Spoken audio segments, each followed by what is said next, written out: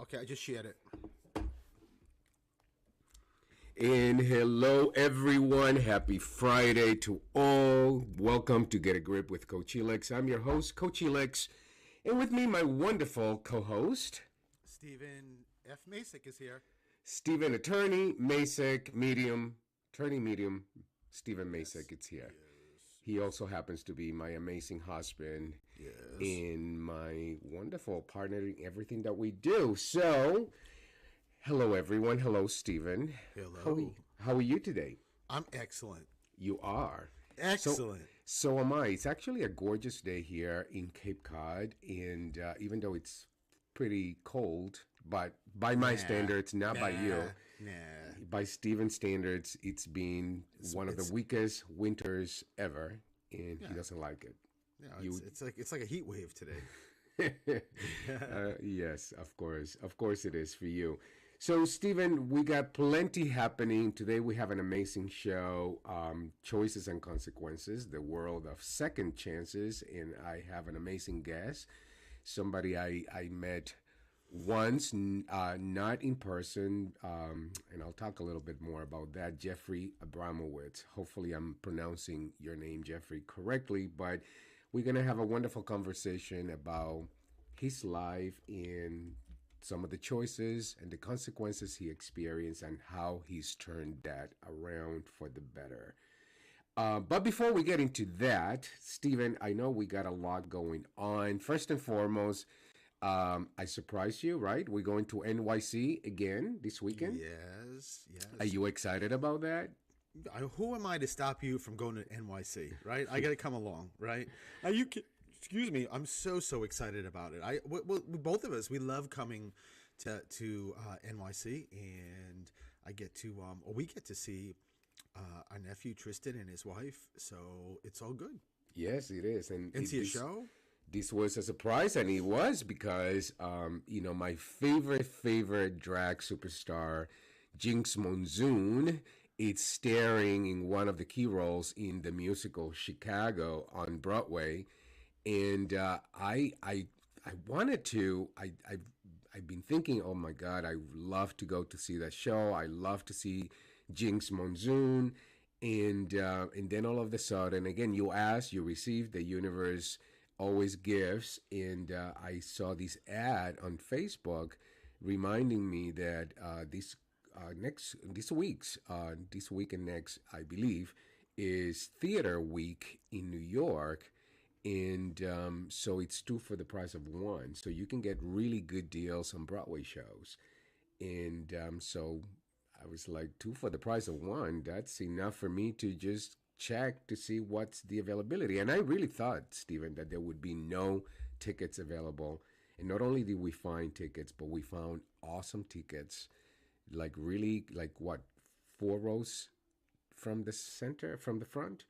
And you have from the stage, and you have an aisle seat, which is one of your requirements every time we go to New York City. He's a little high maintenance, He doesn't want to sit in the balcony. He doesn't want to sit in the back. He doesn't want to sit in the middle. He just wants... You mean I won't sit in the balcony? That's true. He won't. No, that's good correction. But anyways, we're excited to go to NYC. That's a home. For us, it feels, NYC and LA, it feels to me the same. Like every time we go, it feels like we're back home. I don't know. That's just... It does. It does. So, and we have an upcoming trip to LA very soon in March. So I'm so excited. But I'm also excited because you had an amazing event this past weekend. You want to tell people about it? Yes. Did we do the show last week? We did, but we only talked about the Sturbridge Oh, got event. it. I wasn't sure if we talked about that or not, but yeah, we did. We did. Good. So Sunday, this past Sunday, I had a celebration in my office, a celebration of the new office, because, in October, I got out of the other office in Stoughton, and I am now in New Bedford, which is so much closer for me, coming from the Cape. And it's a gorgeous room. It's huge. It's again, just a big thank you and shout out to Bill and Missy Whalen, the people that you just don't get any better than them, and that helped me. And Marie, and Marie, I wasn't because done yet. you I was know not done. Dennis, he's vicious. That's her husband, and he could be listening. And if you don't mention Marie, the next thing is I'm gonna get a vicious text from Listen, Dennis. you did not even let me finish my Okay, conversation. go I was ahead. getting Okay. to that cutie Marie. Well, and actually that cutie Dennis too. They're both cuties. Oh please, but don't add fuel to that fire. I happen to very much like Dennis. I do Very too. much. I know. And most people, how would you not, right? Exactly. But I did have a group. It was a sold out group. And in this amazing office, I have 20 chairs. So, which is a small group, and there were 20 people. And it was great. People are just incredible. You know, one of a big shout out to Denise, someone who follows me and Elix. And she's heard in conversations that my favorite cake is a cake from Rhode Island, where I'm from, Providence, from Greg's, and it's a white cake. And on my birthday, as Elix knows, I don't want any other cake except that cake. It's my cake. It's my go-to. It's my favorite cake. She comes walking in with a Greg's cake because she's in Rhode Island, and I mean the fact that she even thought about us and did that, and then another person who follows us, Michelle, just gave me, because she also knows I love Goofy from Disney World. It's like my You're favorite obsessed character. with Goofy. Yes. Yes. And she knows that. She did a beach towel, all of Goofy, which I am so using. And the coolest thing was a Christmas ornament with Goofy, but it said Steven and Elix with 2022 on it. So, and she had previously sent me via mail to my office a Goofy T-shirt. So she's out of control, and I love Michelle. Michelle, Denise, anybody and everybody. June, who brought us cookies. It went on and on and on, but it was a fantastic group. I didn't think it was possible that I could read every person, because I did this for 2 hours, and I think I was just about 10 minutes over? It wasn't that bad. No, not really, because you started later. You did an incredible job, getting through just everybody. Everyone. Yeah. No, it wasn't just about Elix. Everybody. I read every single person. And that was in what, that 20, room. 20 people in that room? Yeah. It was incredible. And it was the greatest group of people. It just really was. We had such a great time. And then right after that, you and I went to dinner to a new restaurant around the corner in New Bedford, which was great.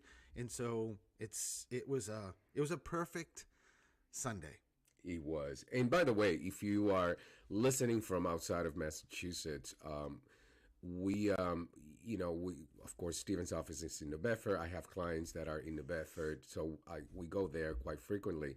And most people, when they talk about coming to Boston, they stay in the metropolitan Boston area. But there's so many other cities and towns in Massachusetts that are worth a visit, and I would categorize New Bedford as one of those towns. It's got so much history. It's a fishing town, but they one have of the biggest fishing towns. Yes, that really produces seafood for the country, and but it's a city rich in lots of history, and their restaurants are absolutely fabulous. I mean, they have really 5-star dining that you would think you are in Boston or New York City. That's how good New Bedford is. So I if you've never been to New Bedford, I highly recommend you take a trip. Well, you know what, Elix, one of those. Yeah, go ahead. Not to interrupt, but one of the things I think I shared with you was when I started as an attorney and representing kids, I was doing work in another town, but I also was doing work in New Bedford, if you remember. Yes. And when I was representing kids and going to their homes to figure out what's going on, that was a shock to me that, I would be speaking to like the child's mother, and, his dad in the picture, he is, but he's away.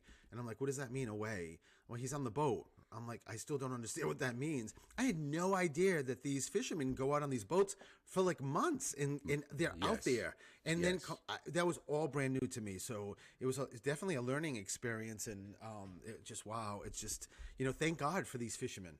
I know it. And we are so blessed because we get to eat fresh seafood, and literally, that's my go-to place, even though we live in Cape Cod and there's plenty of other seafood places here Well, where you could Thurston buy. Howell III would say, fresh, fresh.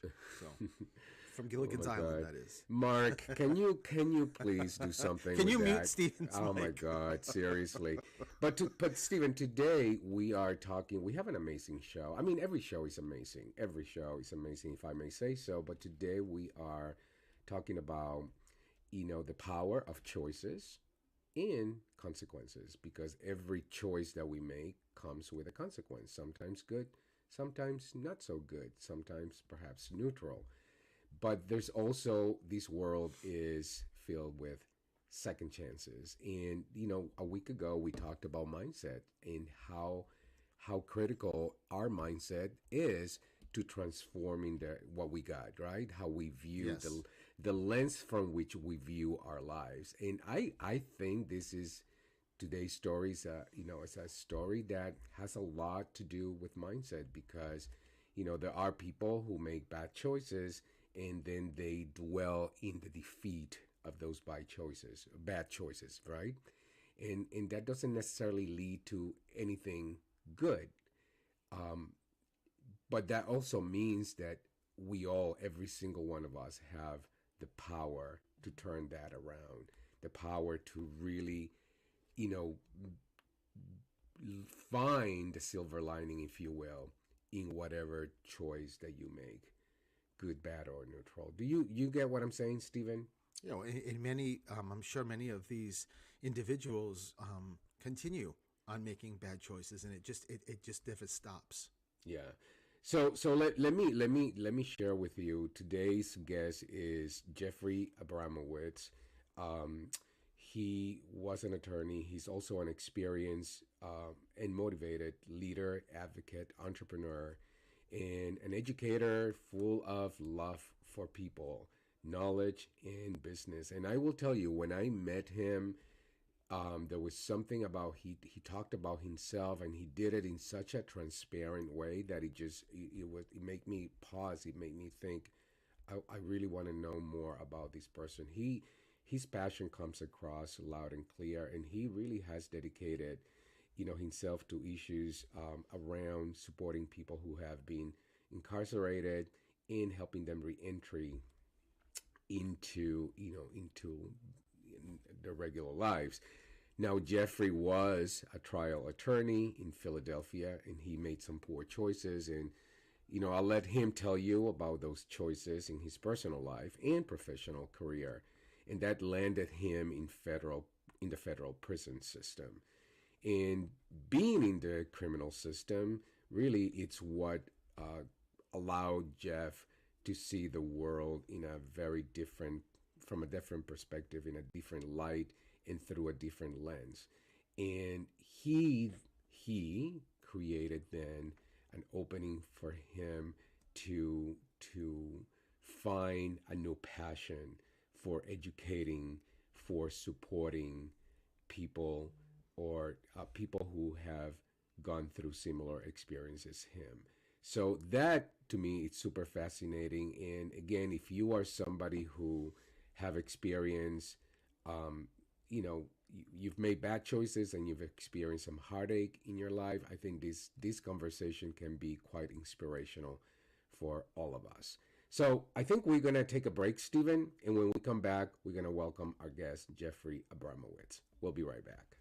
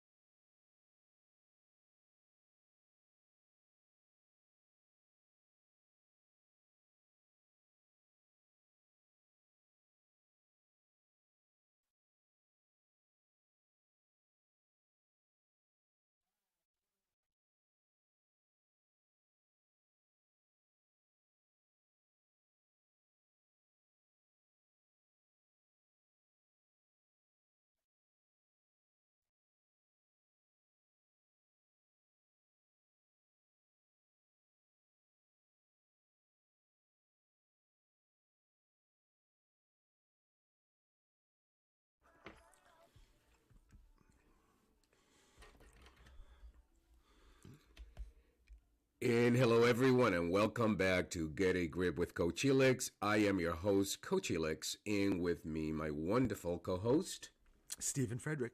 Stephen Frederick, happens to be an attorney and a medium, and you're going to get us for the rest of the hour. And today we're talking about choices and consequences, the world of second chances. And we have an amazing guest, somebody I got to meet several months ago, and Jeff Abramowitz is a or was a trial attorney in Philadelphia. He made some poor choices in his personal life and professional career that landed him in the federal prison system. Being in the criminal system allowed Jeffrey to see the world in a different light and through a different lens, and he found his passion for education and workforce development. I am so glad and so happy that Jeff accepted my invitation to come into the show. Welcome, Jeff, and thank you for joining us. How are you? I am great. Thanks, Coach. How are you? I am awesome. So, Jeffrey, we met. Let's start, by telling our audience how we met. We have a mutual friend, Hal Levinson. By the way, Hal will be a guest on the show in the upcoming weeks. Hal founded this nonprofit small business mentorship initiative, and that's and again, once again, my mother's phone interrupts in the middle of my live radio show. So my apologies to everyone. So, and my mom, by the way, it's 97 years old, so I have to keep track of everything that's going on with her. But anyways, having said that, I met Jeff in this meeting. Jeff was spearheading this other group, and then he introduced himself. And honestly, Jeffrey, you were so transparent about who you are and your past and why you do what you do today, that alone had me really pause, and I thought to myself, okay, first of all, this is a guy I want to know more about, and I'm completely fascinated by who he is. And the moment you spoke out, you just got me completely in. So let's start with that, Jeffrey. Why don't you share with people a little bit about who you are and, what exactly happened and how you landed where you are today? Yeah, I'd be glad to share, and thanks for those kind words. First of all, Hal Levinson's a great friend, and he's been a remarkable mentor for me as well. But I was a lawyer in Philly for a little over 20 years, and a trial lawyer. I was in courtrooms in both Pennsylvania and New Jersey, and I even practiced before the U.S. Supreme Court. And about 10 years ago, made some horrible choices in my practice and personal life. And I was handed an indictment one day for a financial crime that I took total responsibility for and accepted what came after that. But they say that the two most important days of your life are the day you're born, and a lot of people say it's the day you die. And I would argue that the second most important day of your life is the day you figure out why you were born. And for me, it was March 12th of 2012. I stood in a courtroom for the first time in my life, not as an attorney, but as a defendant, and took responsibility for my actions and the choices I made, and ended up receiving a 5-year sentence in a federal prison. And during that time, I remember being stripped of all my clothing and sitting back in a holding cell while they were trying to find a jumpsuit for me. And my prison journey began, but I needed to understand what it was all about. Number one, so it never happened again. So I never went through the justice system again. But also because I knew there was a bigger picture. There was a lesson for me that I needed to learn, maybe multiple lessons. And I needed to put the pieces together. What was I going to do with my life? What did I get out of all this? Where was I headed? And I spent 5 years in a federal prison, and it was coming home that and understand during those 5 years, man, I did everything to try and get myself right. I read over 1,000 books. I taught over 55 classes. I learned how to drive a tractor trailer and a forklift, and worked with men, and that I never really understood. I never understood all the challenges that people face every day, in particular for men and women that are black and brown that just struggle going through our justice systems. But I came home, it was a little over 7 years ago, back to Philadelphia, and lived in a homeless shelter. And I needed that experience, although I had family that said, come live with us and we'll figure it out. And I was like, no, I needed to figure this out on my own. And my first job was teaching GED math in what we call the Badlands in Philadelphia, in North Philadelphia, which is a really challenging area of our country. And teaching GED math to men and women, I got an understanding of how important education was and finding your career pathway and what was going to make you happy. And since that time, I quickly became a director of an adult literacy agency, head of workforce development in Philadelphia, and it's just been an incredible ride. I recently transitioned jobs, and I am the CEO of an organization called the PD Green Program, which is, I'm actually up in Boston today in one of our offices. And the PD Green Program educates men and women behind the walls of our prisons and jails and as they come home, and helps them get smarter so that they can transition to a good job. And we use college students across the country to go inside of prisons and jails and work one-on-one to teach fractions and reading and all the skills you need to be better and prepare yourself for when you come home. And I love it, Coach. You had mentioned the word second chances. And we often refer to that phrase when we talk about people that are justice involved or justice impacted.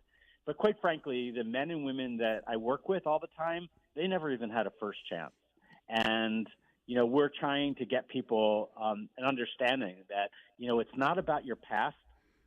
It's all about the lessons you've learned moving forward.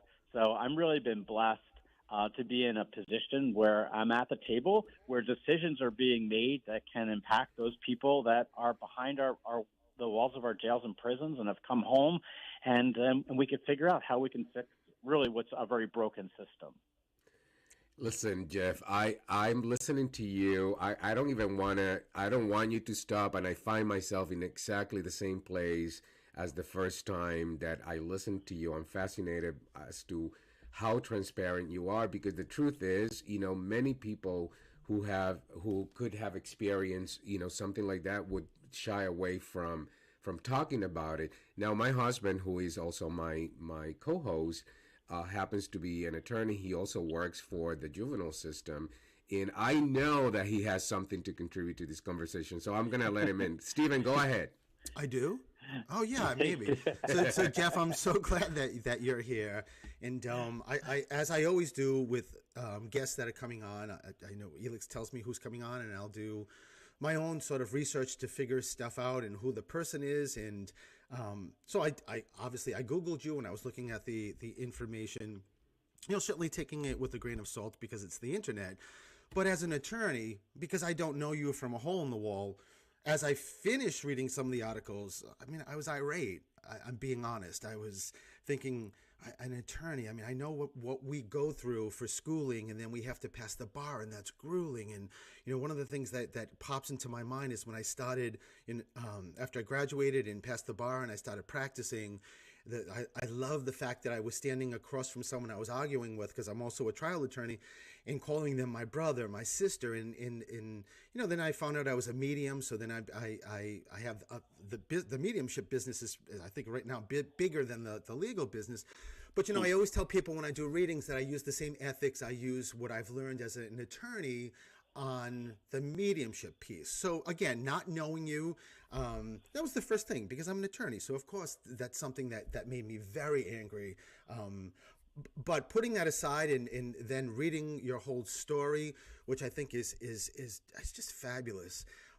My question is, what was the feedback from the legal community? Or was there feedback, like the interaction when this was happening from either your partner or other attorneys that I'm sure you had good relationships with in court? Oh my gosh. So I was very active in the Bar Association. I led committees and chaired all these different committees at the bar, was very active. And I think there was a little bit of shock in the bar community. And it's just so funny. I remember when I was handed the indictment, I promised myself that I was going to take responsibility. And I've done that up to this very moment in my life. Like, everything I do is about self-responsibility. And that means understanding that I opened the door up. What I did was I broke the law. I did something, made a choice that was broke the law, and I needed to accept that right away. But everything that flowed from that, I couldn't explain away. Like I was not going to say my sentence was too long. I wasn't treated unfairly, because in my mind, I opened the door up by making a bad choice. And this was all part of the lesson. And quite frankly, I don't know, had I gone away for 6 months or even a year or 2 years, that maybe I would have understood as much as I understand now about the journey and how important it is and wear the glasses that I wear. But being a lawyer, I also had an advantage. Look, I'm a white male, a white Jewish lawyer by trade who, I was able to read. I'm able to do some really have a skill set of of teaching, of doing other things.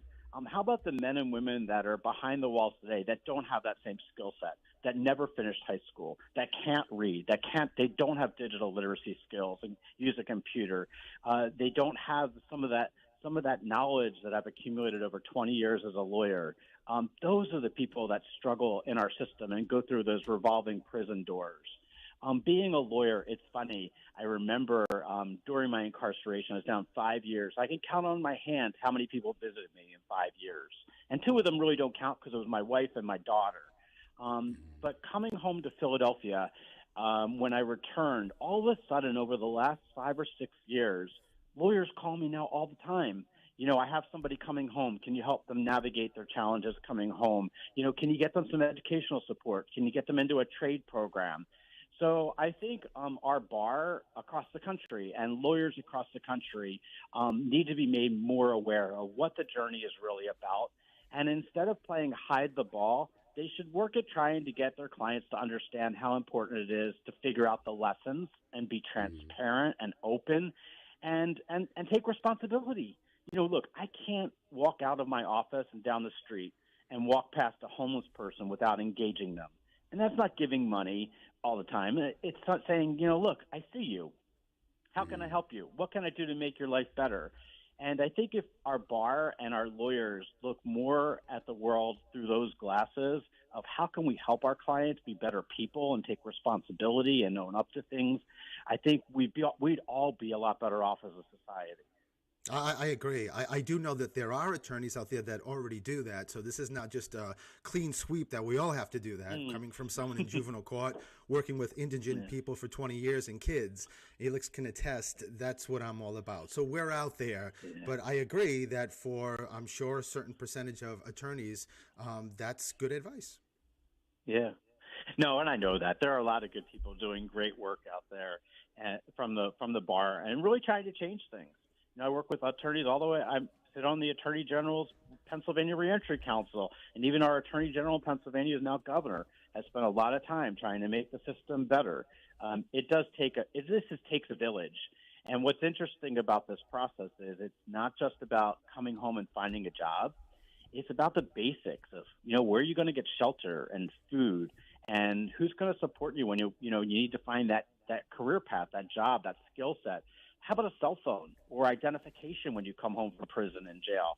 Like some really basic challenges that we often overlook in our system.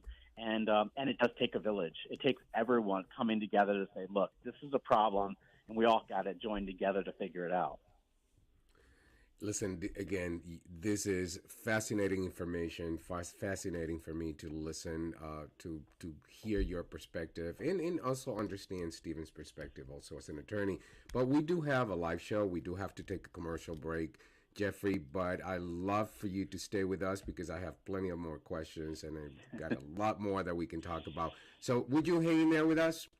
You bet. You bet. Awesome, and we'll be right back.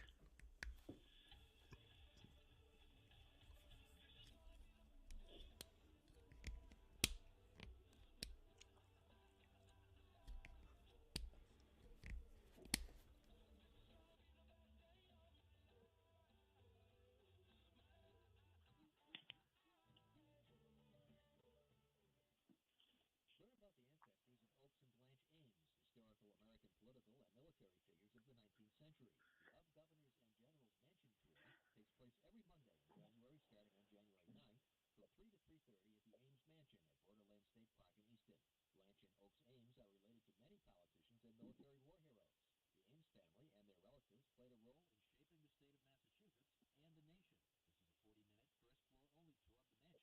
nation. This is a 40-minute, first-floor-only tour of the mansion. Space is limited to 15 people per tour, and pre-registering will ensure your spot on the tour. For more information or to register, you can email paul.clifford@mass.gov. Looking to make a difference? Have extra time during the week? The Literacy Center is everything for you. By becoming a volunteer at the Literacy Center, you could help someone learn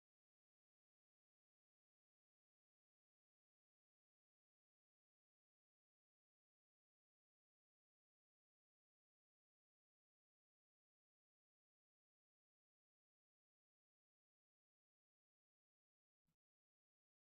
citizenship test, learn English, and even help them with their high school equivalency. For more information on how to volunteer or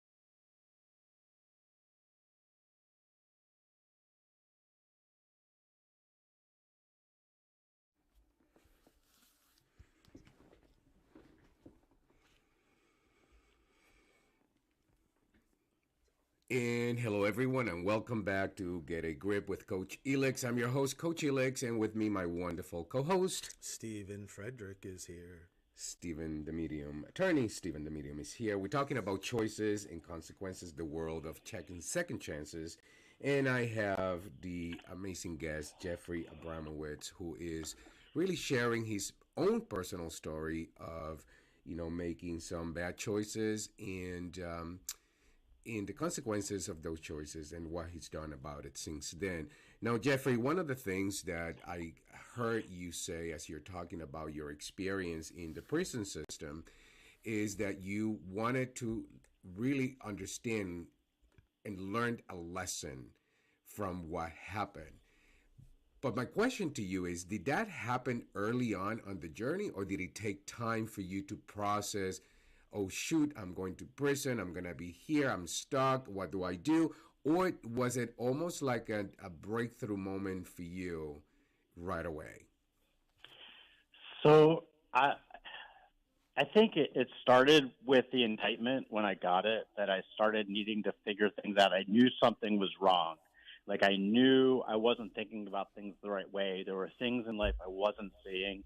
But it really wasn't until I was inside the prison system, until I was sitting in my cell, and that very first night that I began to really put those pieces together, those lessons together, and really start thinking hard about why I was there and what is it that I needed to get out of the whole experience. And that's hard sometimes. It's hard to see, especially when a lot of times you want to deny what's happening around you. It's not until when you're successful and you're a lawyer and you have cars and you have all these things that you become items. And then when you're stripped of them and you don't have anything except for the green jumpsuit that you have, and you have no other possessions in your world, all of a sudden you start looking at life really differently. Like, what's really important? What is it that I need to be thinking about? And that's really where it all started. So I can honestly say, although I really didn't see it in full bloom until I started behind the walls, until I was taken from the courtroom that day. Wow, that is incredible. Now, last week, Stephen and I had a show where we talked about mindsets, right? And how our own mindset is what can create an opening for us to view life through whatever lens, we create. What tools did you use to create a mindset, this kind of mindset, of I'm gonna learn a lesson, I'm gonna do some good, I'm gonna turn this around, I am not gonna make this mistake again? How were there any tools? Did you just figure it out as you went along, or did you lean into your faith, your background? How Hmm. did you do it? Yeah, that's a great question. I started really by looking into myself, and I did it in a few ways. Number one is I just accepted where I was and the reality of where I was, but my glass needed to be half filled and not half empty. Like Mm, I needed to see the world as um, as as bad as it was for me. Imagine the guy sitting next to me that's doing 10 years or 20 years, or he doesn't talk to his family, or he's got no skill sets to come back to. So my glass was always half. It was always half filled and not half empty. It was always a positive. And the second thing was it was this unbelievable passion to learn everything. Like I needed to learn. I became this sponge. So while I was away, I mean, I read over 1,000 books, including the Bible and the Quran. And I sat in on call to prayer with my Muslim friends, and I went to Christian services. And I'm Jewish. I learned everything about every religion, about mm. everything that I always questioned. I took it as an opportunity to figure out. And boy, that it was so enlightening to me, and I just couldn't get enough. I couldn't learn enough, and to this day, I'm an avid reader. Any one day, I'll have 10 or 12 books on my nightstand that I'm trying to work my way through because I learned so much, and now I learn from people. Wow. Stephen, you have any questions? Yeah, Jeff, when this whole situation was done and you left prison and you were I guess technically rebuilding your life to what it is now, if at that beginning stage, if you had a goal or a vision of what you wanted to do, which I think is really great about helping others that just need this help, and say I had a business that you thought would work well or you needed support, and you came to me and you were very upfront and told me exactly what happened to you, and I looked at you and said, why would I bring you on board? Why would I work with you? How do I know this isn't going to happen again? What would your response be? Yeah, because the one thing that I think people that are justice involved or gone through the criminal justice system refuse to acknowledge is the glasses they wear and the experiences that they have could really be an asset in our communities. I mean, men and women coming home can share what their experiences are, but can actually help people through the system. And one of the things I say to people that are going applying for jobs, there's unbelievable talent that are people that have been in through our justice system that are impacted. I was away with men that could operate a forklift or a crane better than anybody could possibly imagine, or drive a tractor trailer. There's an incredible pool of talent out there, and the way employers need to be looking at it is we need to tap that talent. But for the choices that they made, I remember when I came home, I was speaking at a conference down in Cape May, and I had everybody in the room stand up. And these were all people from all over the justice community, like wardens and superintendents and parole officers, had them all stand up. And I asked them 4 questions. But by the time I got to the second or third question, they were all seated. And by the time I got to the third question, they all had acknowledged doing something in their life that could have found them inside of a prison or jail. Now, that's kind of remarkable. We have over 40,000 laws in our country that could incarcerate somebody. But the reality is that we all make choices. Now, not all those choices land you in jail. I get it. But the same thing is that, on the same coin, you have to recognize that those choices sometimes lead you to lessons that are invaluable. Look, I couldn't be doing the work I do across our country right now as a subject matter expert for the U.S. Department of Education, and being on a number of boards without having the opportunity to experience what I did, and that's unfortunate. And the other thing I should say too is, look, I'm also really very sensitive to the fact that I hurt people along the way. I have a daughter who's an amazing young woman who stuck by me this whole time, but I hurt my wife, who's now my ex-wife, and I hurt my family, and I've hurt other people, in the journey. And I have to own that. I have to take responsibility for that. And I think too often people that go through our justice system don't acknowledge the harm that they've caused and that reality. But that's something that when I got out of prison, it took me almost 5 years to forgive myself, and to this day, I still haven't fully forgiven myself for those choices that I've made. But it's part of what I live with every day, and it's what keeps me grounded. It keeps me remembering that I will never go back into prison again because of those choices, and a lot of times you have to have that in your tucked away so that you can call it up when you need to when you're making choices that may be not so good or things that may be a little on the fringe that you should say, no, I'm not going to do this. And that's where I am. And I would say forgiveness is not a one-step process. Forgiveness is an ongoing process for all of us, as human beings. Jeffrey, I have to take another commercial break, but if you hang in there, I have some more questions for you. So please hang in there, and we'll be right back. You got it. The need for social and emotional learning is at an all-time high. Teach for America Rhode Island and Kearney Valley Elementary School in Providence will host a discussion by Dr. Richard Booth on best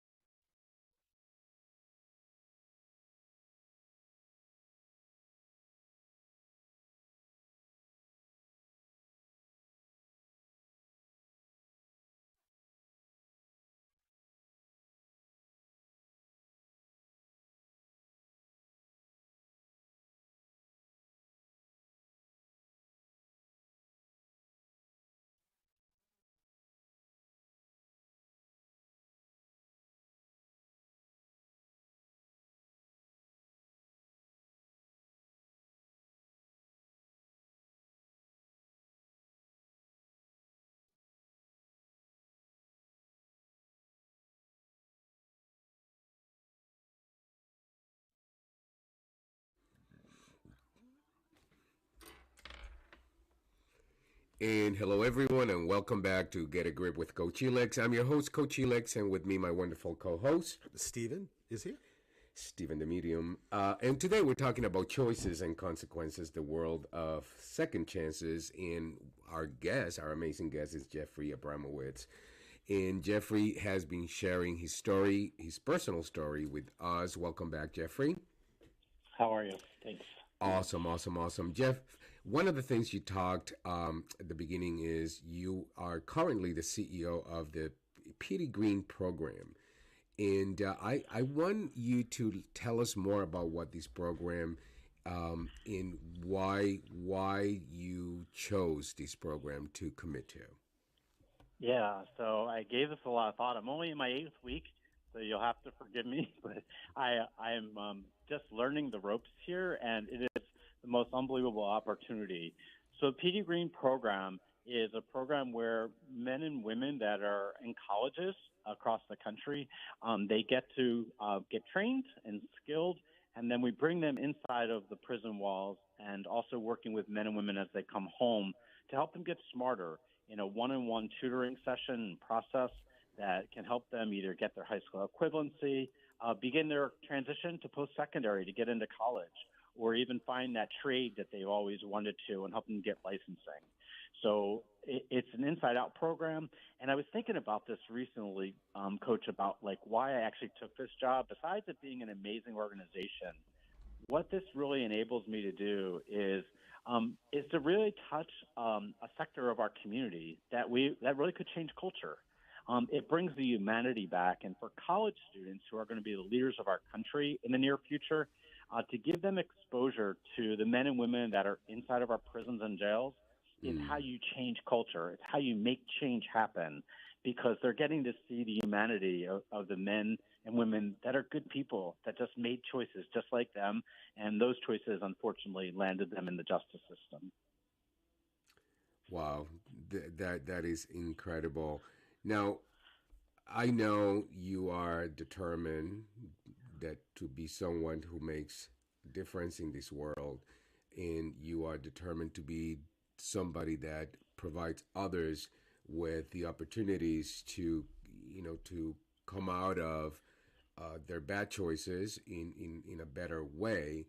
Um, what advice? And I wanna give you. I have a specific question because I do have a client that has gone through a similar experience. But what advice would you have for anyone who have found themselves, you know, dealing with the consequence of a bad choice in their lives, and they really believe that there's no overcoming that bad choice? What would you tell them? So the very first thing I tell them is ask for help. This is one of the things I just couldn't do. I thought as a trial lawyer, I knew all the answers. I was invincible. I needed to have asked for help because I knew there's people out there that could have helped me. They could have guided me. And the second thing is to really sit down and look at what are the lessons? What should I be learning from all this? And be really methodical and intentional about accepting responsibility for what you've done wrong, and accepting the other side of the things that you've done right, and trying to figure out, well, what's the next step? Where am I going? Where am I headed to? And really be intentional about, sitting down with your family and talking through things and being open with people about it. Because I think the more that we can do that, the more that we can let people into that circle, the more we're going to help ourselves figure it out and figure out what that journey for us is going to be about, those next steps. Yeah. So in particular, and I asked you this question with this person in mind. One of the things I've done, I do a lot of pay it forward programs, but one of them is I do coaching for men and women in sober homes, and these are men and women that struggle with substance abuse, whether it's drug or alcohol abuse. And their stories are also fascinating. And I meet many of them, and one of them is this young man who, who was charged when he was 18 with a federal crime, and he now has a permanent record. And now he's in his late 20s, about to turn 30, but he struggles with the fact that he's got so many doors shut, down in his face because of his past. And there are times, I mean, he's doing well. He seeks coaching as a way to create a better narrative for himself. But I'm not going to lie.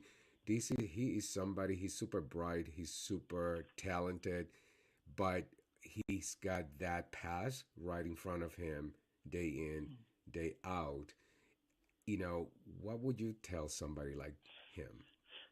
So the first thing I tell him is that none of us are defined by our past. we're not defined by our past. We're defined by who we are today and what we're moving towards, what we're looking forward to. And he should remember that these processes take time, they take patience, but they also take looking at things differently. I do believe that if you apply, if you're on whatever website and you keep applying for jobs over and over and over again using the same resource, that maybe you should change it up. Maybe you should do something different. And that also means thinking outside the box and being creative and looking for those resources of people that are similarly situated and that might be able to help you and give you some guidance. Look, I truly believe in this world that you miss 100% of the shots you never take. And people often believe that, they've made 20 shots, they're not going to take anymore because they've tried 20. It's the 21st one that could lead you to something great. So keep at it, be patient, be persistent, and just remember all the lessons that you've learned.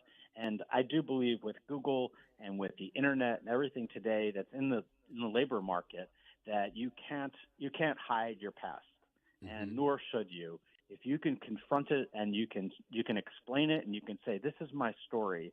Look, you're not going to remember a lot about what I've said today. I guarantee it. But you're going to remember there was a white Jewish lawyer on there that spent some time in a federal prison, right? You're going to remember the story. And if people just could remember to tell their story, I think there's a humanity that hits all of us. And people would be much better off if they were able to do that. You're absolutely right. And talking about story, I know you're writing a book, A Matter of Time, a memoir of reentry and redemption. Tell us a little bit about your book and when will it be available? Yeah, so the book is in its final edit now. We're certainly hoping that it will get out this summer or late this summer. But it's my story from the journey that I've been on from the day that I went into the justice system all the way up to the present. And it's a book that not only has it's a matter of time because it's a matter of the time that I've spent away, but at the end of each chapter is a section called A Matter of Fact. And that's the important part of the book because this has all the facts that you might want to know about our justice system and things that are out there that could support support you as you come home, that could support you as an agency doing this work, and that can really educate the public about the challenges of people that are justice involved. Wonderful. So, Jeff, listen, I think today I've learned a whole lot listening to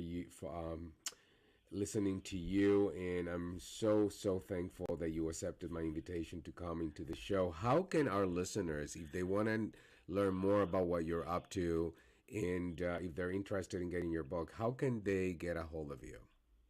Sure, two ways.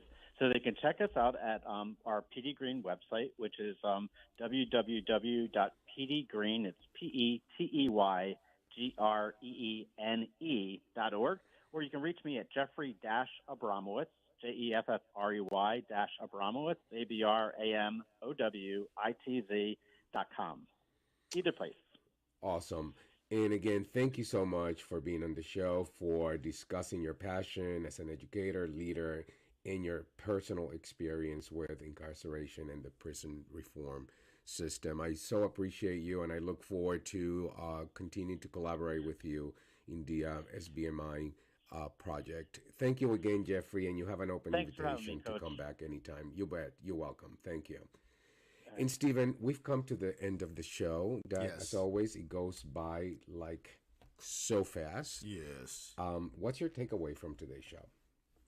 I mean, the word is just interesting. Really, it's very interesting, and it hits so many different levels.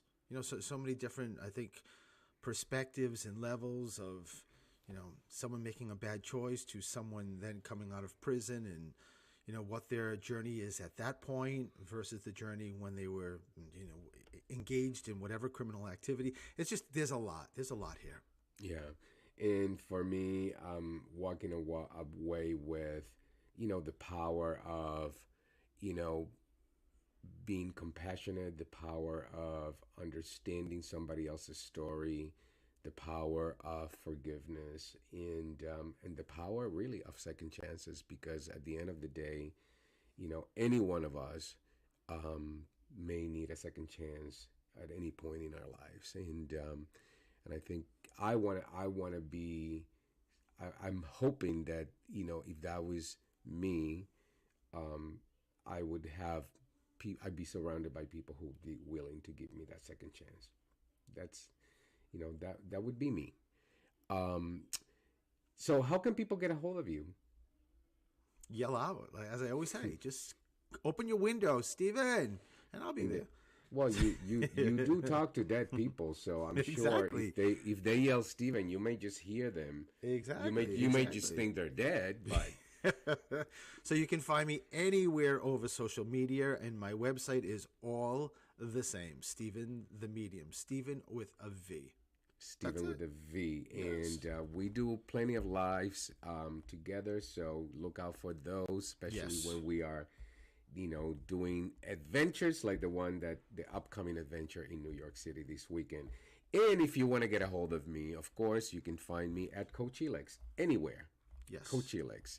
And, I'm happy to Do a dance continue. for you. Exactly. I would do that. And again, thank you, Mark, for as always, producing our show. Thank you, Miss Ellie, because I know she's listening to our Hi, show. Miss Ellie. We love you, Miss Ellie. We love you, Miss Ellie. And thank you to Jim and the entire team at WARA, as always, for We love you, everything Jim. that We you love the do. team. We Thank love you. everyone. Thank you, everyone. And we'll see you again next week. Bye-bye. Have a wonderful week, everyone. Bye-bye.